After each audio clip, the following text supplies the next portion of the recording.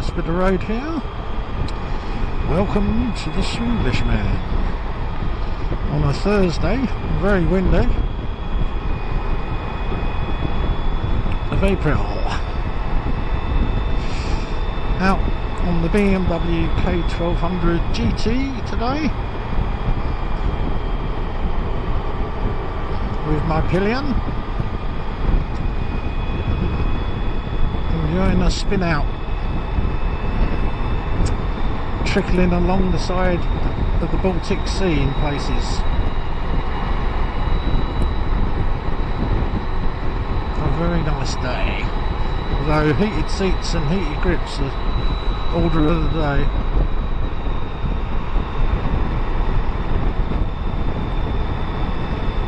Well, this BMW I've owned for 8 years from new, and it's been Swedishized from England, and it's been on Swedish roads now for getting on for 10 years. Beautiful roads, empty, dial in what speed you want really. What do I think of the BMW K1200 GT as a second-hand buy? Be good value for money for people that can't always afford new. Oh, Morris 1000 split screen. 50s. Anyway, I digress. The good things I like about this bike: really torquey engine. I think it's about 155-56 horsepower. Torque I think is 135 Newton meters, which comes in fairly low. Very comfortable with the ESA suspension, which can be set for comfort, standard or sport. One up with luggage, two up with luggage, so you can change all the settings. It really works, I find. I upgraded the screen, the electric screen, as you can see, to a much bigger screen, and I must say, works superb. Now, just to demonstrate, 6 gear, 20 miles an hour, that's 30 kilometers, steep hill, 2 up, not bad, eh? 40. And it's wherever you want it then. I put aftermarket seats on this. Corbins, no, sorry, Sergeants, which have got memory foam in. Really comfortable, well worth the money. Wish I'd done it years ago on many other bikes I had. Just no more sore bums. Done Sweden to Gibraltar on this 2 up, and some days, well, one day in fact, I think it was the longest journey I'd ever done on a bike 2 up in my life of motorcycling, and that dates back a few years. I think I've done 1,450 miles in a day, and that was some day, I tell you. But although I was shattered, my backside was not uncomfortable. It wasn't aching, whereas the other saddle on the standard one, although that was comfortable, 200 miles I used to squirm a bit from cheek to cheek. Buying this bike for having it for long-term ownership, I would say the things that I fitted to it, as I say, the screen transformed. There's no wind buffeting, it's like a curtain up in front, much wider and slightly taller. The headlamp is xenon standard, which is perfect at night. You don't need anything else on dip beam. You can ride comfortably at 110-120 kilometers an hour on unlit roads. That's roughly 70 to 75, 80 I suppose in miles per hour for you viewers. And obviously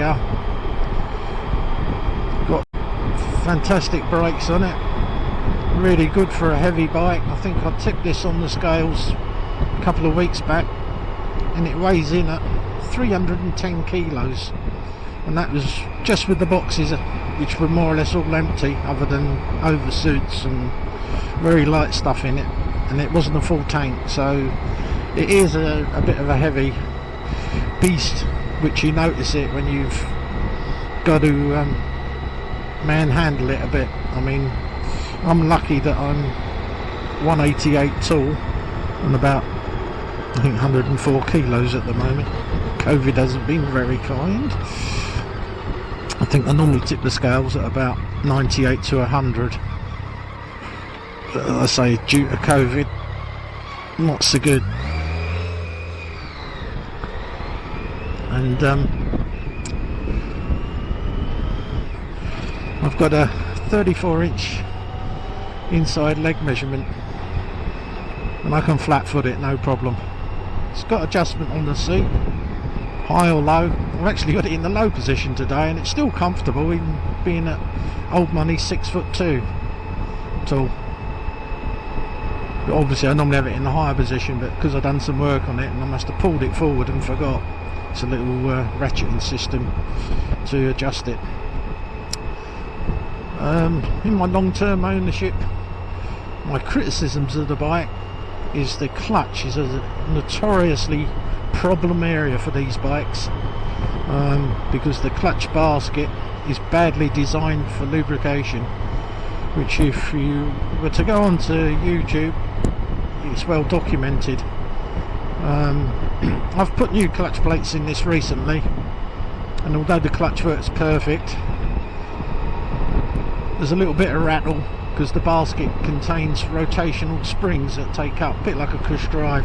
There's two gears side by side, and it just rattles a little bit when you on first start up sometimes, and sometimes it doesn't for a few seconds and it goes away. The mapping on it is a bit herky-jerky on first gear in general, but of course this is an old bike, so you have to bear in mind, obviously probably on newer bikes they've had more development and they've sorted these areas out. But general riding, I mean, that's doing 3,200 revs, and I'm doing about 55 mile an hour, which is just over 80 kilometres, about 85 kilometres I think, somewhere in that 90. And it's got bags of power basically. You can just use 5th and 6th, even 2 up. It's just immense torque, which I love in an engine. It's very comfortable, as I say, it handles well, fairly low maintenance with the shaft, and for its day it was a quick sports tourer. I think the engine is somewhere around about 154, 156 horsepower. It's a bit, you know, I'm not really into numbers in terms of, I think if you've got 100 horsepower in a motorbike, that's plenty really, for unless you're going to be going really illegal speeds, and then it's a case of how long do you hold on to your licence to for. But we've all been there. Yeah, very good bike, slight vibes on it, which is mainly caused through when you have a bit of a issue with the clutch basket and the bearing. Overall, very good value for money. You can probably pick these up in Sweden now. I've seen on Blocket for about 50 to 60,000 crowns, and back home that probably relates to, you probably get one in England for probably £4,000 to £6,000 if one's got really good documented history, etc, etc. I've kept the exhaust standard, as I mainly do long trips on this machine, and I just find it, I think the wadding's probably blown out of it because I've ridden it fairly hard in my ownership, 2 up fully loaded. I think most of that webbing's probably come out because it's definitely louder than it used to be. So it sounds quite good really. Definitely like all the extras on it, heated seats, heated grips. Needed this weather. As you can see, I'm being blown about a bit. Don't really know there's anyone on the back until you come to a stop and put your foot down. It can be Got loads of space for 2 up if you're touring. Really good. Get loads of luggage, plus I got a chrome rack on the top of the top box. If you're camping, it's just extra for the tent and stuff, which is pretty good. As you can see, I've got I don't know if you can see, but I've got a warning light on, and that's to say low fuel. Well, after the second fuel strip I give up. I fitted 2 fuel strips and over 2,000 crowns a pop, and every time you lay it up at winter, you get a few weeks into the summer and bang it goes again. Good old ethanol fuel, bloody crap. It's corrosive, it eats the strip, waste of time. So I just reset the mileage, and I know I'm good for 220 miles. Then you start praying, but 200 is easy, no matter how hard or how economical. At the moment, according to my clock, it's 52.3 miles per gallon, which for 2 up on a windy day, and I've been just driving it average, not hard at all.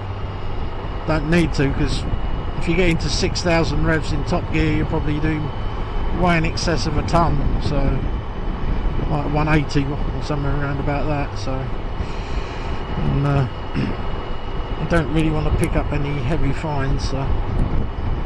And plus, you've got this beautiful scenery to look at.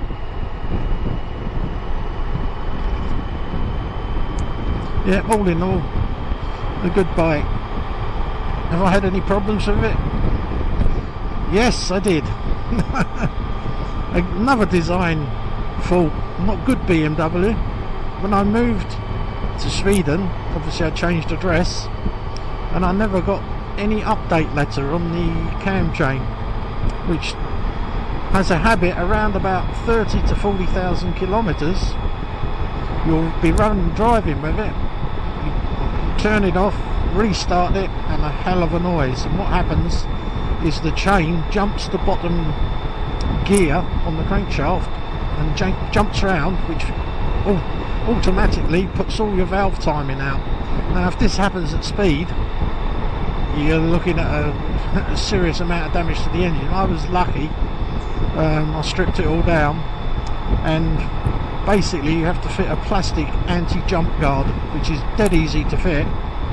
And what it basically does, it goes around the chain, clips in, so the chain has got no chance of jumping the teeth again, because it's trained to sit close to the sprocket teeth. How it happened on mine was, I parked it, it was running fine. I had obviously an issue with the hydraulic tensioner. It must have bled off, which allowed the chain slack. So of course, as I started it, jump, jump, jump, start, rattle, rattle, rattle, turn off. I've since then fitted a manual cam chain tensioner, which is supplied by Ape, I think it's called, of America, and you tension it manually, and that puts that problem to bed. It can never happen again. So that's about my only issues I've had with it, and the clutch. Other than that, it's been 100% reliable. In my ownership, I've always changed the oil every 4,000 miles or every 6,000 kilometres. Always high spec oil, and filters. And I found that's helped for the as in any engine, if you change it regular and a filter, it's cheaper than an engine. That's what I always tell people. So I've not really had any issues. People have had issues with the earlier models of this variant with idling problems. I think probably the flow sensor.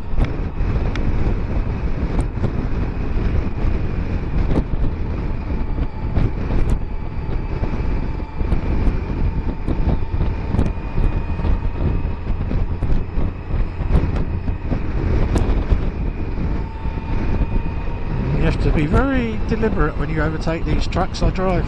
Not these loggy ones, but the same length. They're 25 metres long, and he's doing probably 80 kilometres, yeah, which is fine. So when you overtake, 6th gear,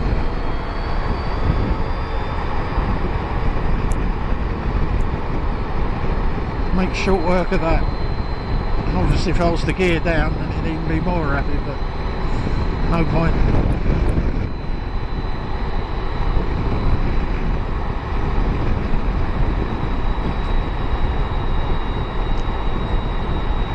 A few tools you need for this bike if you do your own maintenance.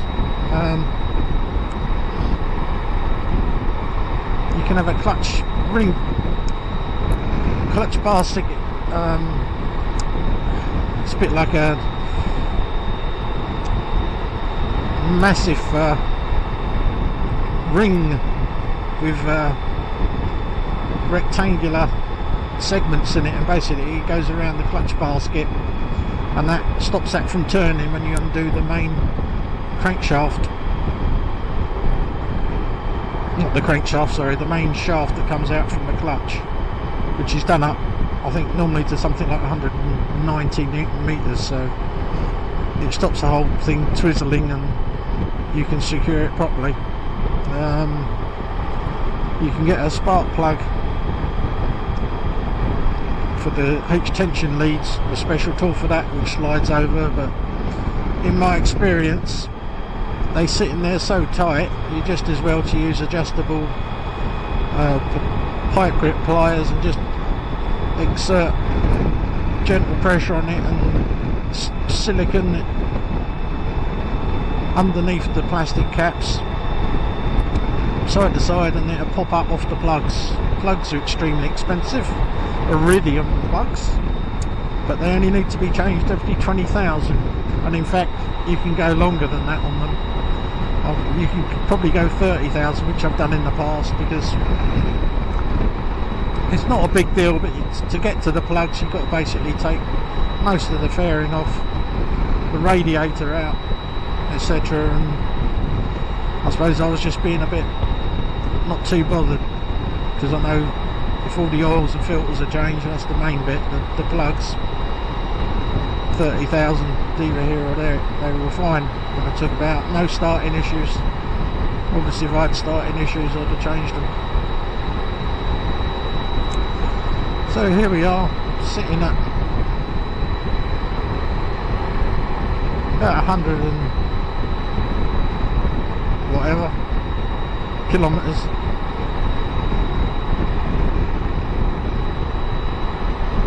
Very smooth. Yeah, definitely it's worth looking at if you're wanting to do 2-up riding. If you're not doing 2-up riding, then I would say it is a bit of a heavy bike if you're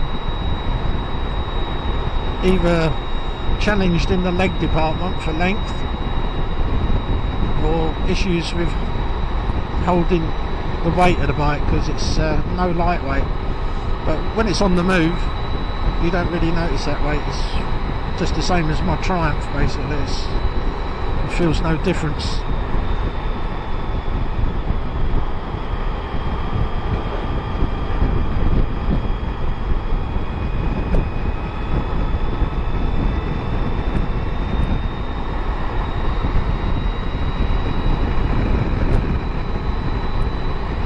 Such a shame, a windy day. It was buffeting me around a bit on this. It's when you stopped at a really nice restaurant for a meal. Once you got in the sun, it was quite a warm day, but I think it's only 10 or 11 degrees today, but it's the wind that makes it feel so much colder. Still good to be out. It's not raining, it's bright, so I'm happy. Partner's got the heated seat on, no doubt. She likes that compared to the Triumph. I've got no heaters on that. I hope this has been helpful. The K1300 is probably the better bet to buy with the different switchgear, but still does good bikes. And I'll see you again next time for more content, probably more second-hand bikes reviews.